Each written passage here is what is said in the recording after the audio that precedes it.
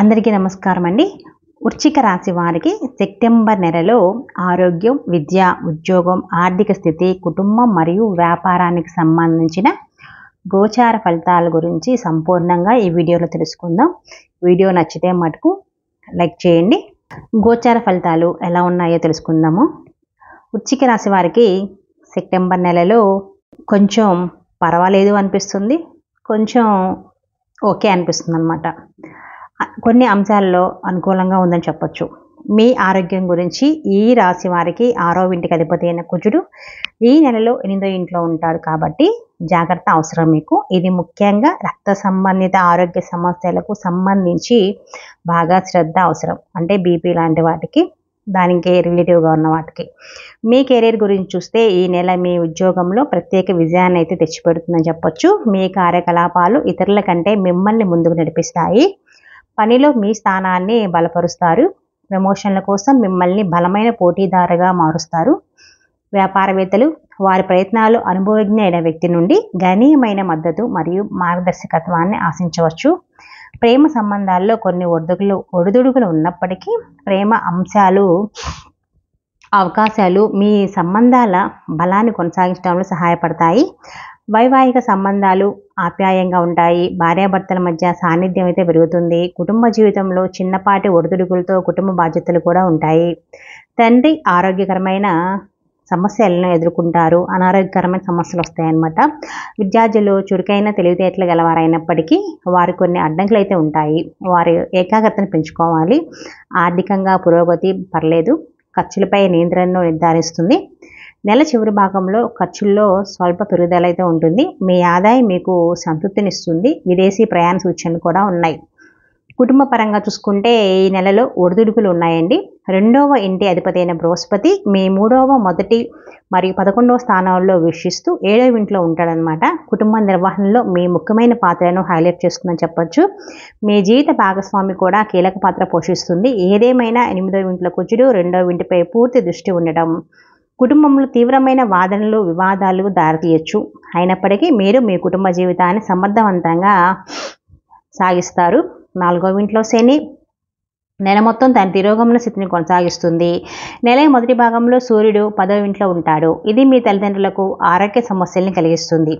ఏది ఏమైనప్పటికీ కుటుంబంలో ఆర్థిక పురోగతి ఉంటుంది.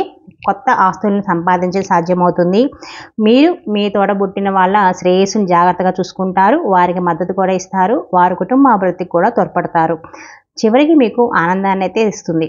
నెల చివరి భాగంలో మీ తల్లిదండ్రుల ఆరోగ్యం మెరుగుపడుతుందని చెప్పొచ్చు.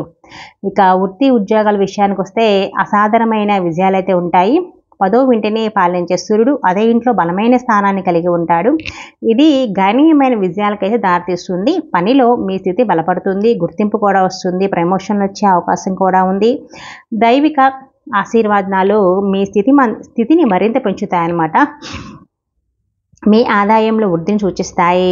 నెల చివరి భాగంలో సూర్యుడు 10వ ఇంటికి మారినప్పుడు సీనియర్ అధికారులతో మీ పరస్పర చర్చలు మీకు అనుకూలంగా మారే అవకాశం కూడా ఉంది. ఇక వ్యాపార విషయాన్ని చూసుకుంటే 7వ ఇంట్లో బృహస్పతి, శుక్రుడు ఈ నెల మొత్తం ఉంటారు కాబట్టి 7వ ఇంటిని పాలించేది శుక్రుడు. ఈ నెల మొదటి అర్ధ భాగంలో తాత్కాలికంగా 11వ ఇంట్లో ఉంటాడు. మీ వ్యాపార ప్రయత్నాల్లో గణనీయమైన విజయం అయితే వస్తుంది. అనుభవజ్ఞులైన వ్యక్తుల మార్గదర్శకంలో మరియు మద్దతు నుండి మీకు ప్రయోజనం కూడా ఉంటుంది. వారి సలహాలను పాటించడం ద్వారా వ్యాపారం ఎలాంటి అడ్డంకులు లేకుండా ముందుకు పోతాయి. వ్యాపార విజయాల కోసం అవకాశాలు చాలా ఆశాజనకంగా ఉంటాయి. ఇంకా ఈ నెల చివరి భాగంలో 18వ తేదీ శుక్రుడు 12వ ఇంటికి మారినప్పుడు మీ వ్యాపార ప్రయత్నాల్లో విదేశీ మార్గాల ద్వారా విజయానికైతే ద్వారాలు తెరుచుకుంటాయి. మీ విస్తరణ ప్రణాళికలు విజయవంతమయ్యే అవకాశం కూడా ఉంది. ఫలితంగా ఈ నెల గణనీయమైన విజయాలను కూడా అందుకుంటారు. నెల చివరి భాగంలో మీరు ప్రభుత్వ రంగంతో ఏదైనా లావాదేవీలు కలిగి ఉంటే అది మీకు నిర్దిష్ట ప్రయోజనాలను తెస్తుంది. అంతేకాకుండా మీ వ్యాపారానికి సంబంధించిన విదేశీ ప్రయాణాల గురించి ఆలోచించడం విలువైనదే అని చెప్పొచ్చు. ఇక ఆర్థిక స్థితి చూసుకుంటే అనుకూలంగా ఉండే అవకాశం ఉంది.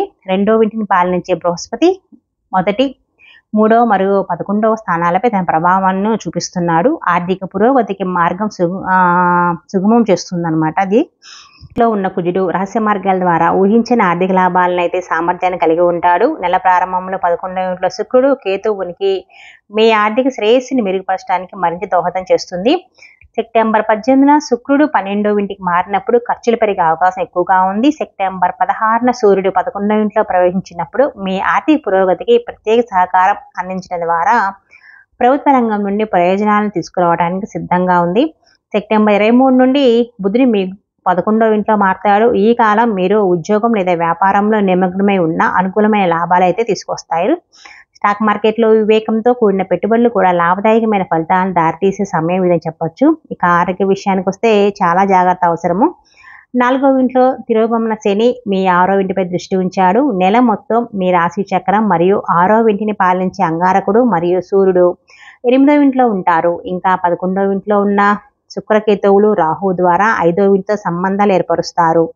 ఆరోగ్య సమస్యల గురించి అప్రమత్తంగా ఉండటం వలన మీరు ముఖ్యమైన సవాళ్ళను నివారించవచ్చు. ప్రమాదాలు లేదా గాయాలు నివారించడానికి డ్రైవింగ్ చేసేటప్పుడు జాగ్రత్త వహించండి.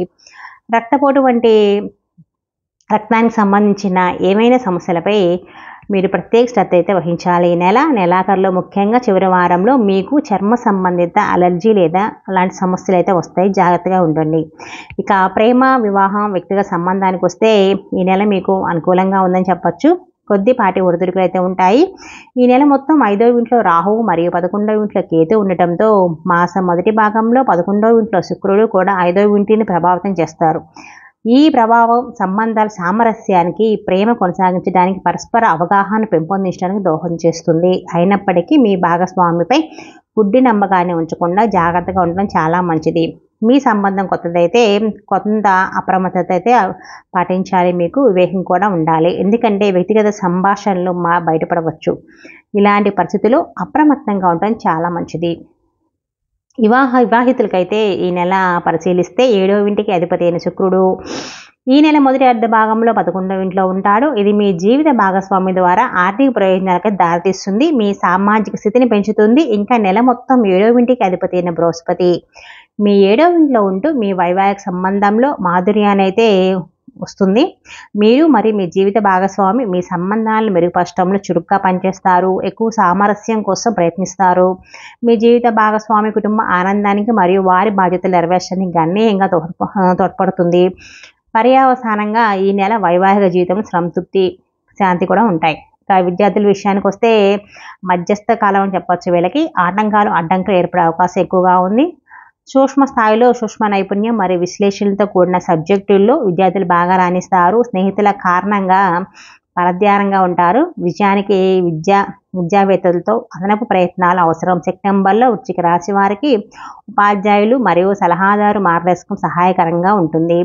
ఈ నెలలో విదేశాల్లో విద్యకు సంబంధించిన ప్రయత్నాలు విజయవంతమవుతాయి. వృశ్చిక రాశి వారు పాటించవలసిన పరిహారాలు: రాహు యొక్క అనుకూల ప్రభావాన్ని పొందటానికి క్రమం తప్పకుండా శ్రీ దుర్గా చాలీసా పఠించాలి. ఉత్తమ ఫలితాల కోసం మీరు సోమవారం నాడు శివాలయం దర్శించుకోండి. అలాగే శివరుద్రాభిషేకం చేయటం వల్ల మీకు వివిధ ప్రయోజనాలు అయితే కలుగుతాయి. వీడియో నచ్చితే మటుకు లైక్ చేసి కామెంట్ చేయండి.